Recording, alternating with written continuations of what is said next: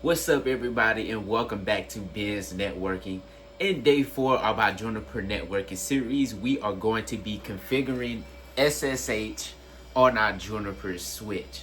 So I wanted to take the switch out of the rack so I can show you guys the back side of this switch. And this is going to be very important for this video. So as we can see right here, we have a port called management, and then we have a port called console. So you would plug, of course, a console cable like this blue one right here, this console cable, into the console port, and you would plug an Ethernet cable into your management port.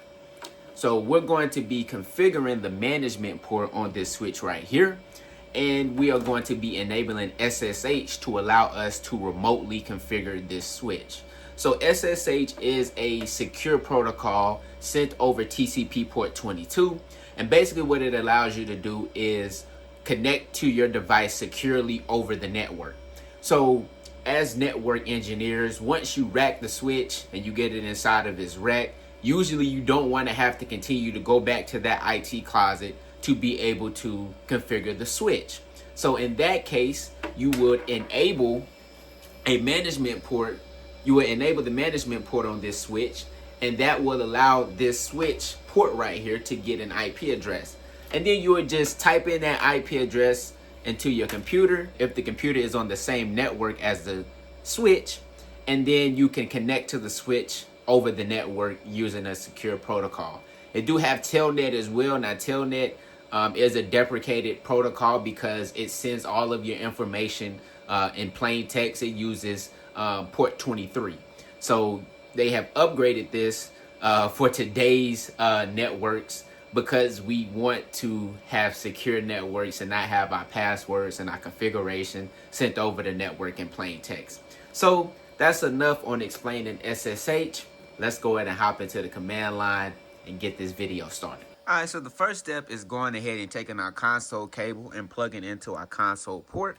And that is the reason why we have console ports, is if we are physically right next to the switch, we can plug in our console port and be able to configure our switch. So the console port is only used whenever we are physically right next to the switch in the network closet in the rack, and we can plug straight into the console cable. So let's go ahead and pull up our terminal emulator, which is PuTTY, and get started on this lab. We're going to enable SSH on this switch. All right, so we have our switch booted up. Let's go ahead and log into our switch. All right, so we are into our switch now. So let's go into configuration mode or edit mode. And the first thing that we want to do is enable SSH. Well, let me show the configuration. Let me see if SSH is already enabled. So let's do a show, a run show configuration since we are in configuration mode. And if we take a look at our system services, we do not see anything about SSH. All right, so we need to go ahead and configure SSH on this switch because it should be under the set system services hierarchy. And as we can see from our configuration output, we do not have anything about SSH being stated right there. So let's go ahead and do a set system services SSH and do a context sensitive help, and we can do all of these different we have all of these different options within the SSH configuration hierarchy. What we're going to do is we want to do root login, hit enter there, root login, and we want to do allow. All right, allow, and yeah, we can execute this command. So perfect. All right, so now we just allow SSH to have root login. So now we want to do a commit to commit that change, and then we're going to view our configuration again to see if we have SSH enabled. Alrighty, so we do have a successful commit. So let's do a run show configuration again just to see what we're working with. And now we can see that SSH is enabled under the system services hierarchy within our configuration. So that is great work. So the next thing that we're going to do is we're going to set an IP address on our management interface. So let me get you guys back to the switch view and then we're going to hit that. So I do want to point something out before we go to our switch view. I've almost forgot. So let me do a show. Well, let's do a exit, and let's do a show interfaces terse, just to see what interfaces are up on our switch. And I am going to show you guys which one would be considered the management port.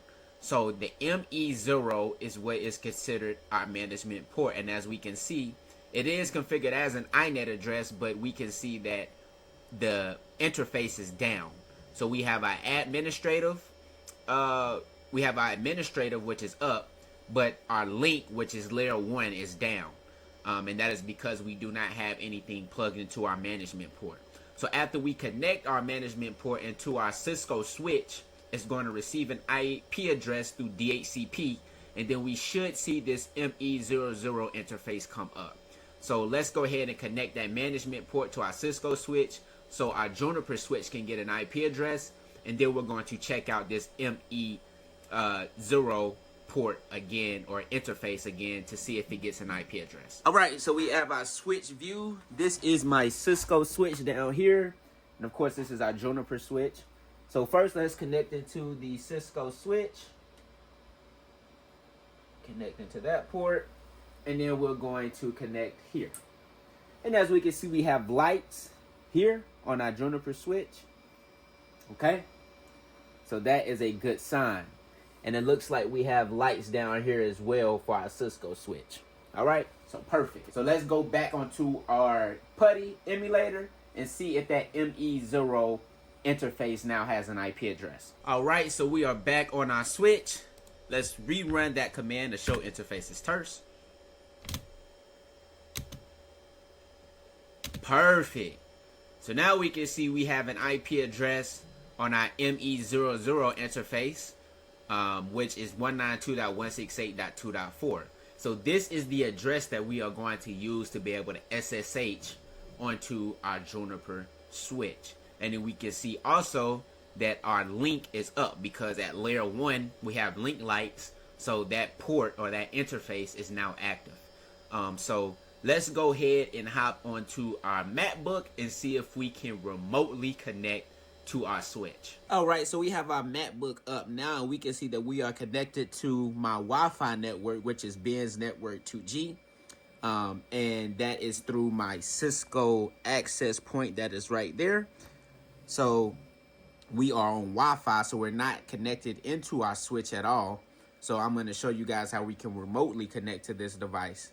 If we take a look at our IP address, we have a .5 on our computer, and of course, we can still see it in the, you guys can still see that IP address for the management port, which is .4 for the switch.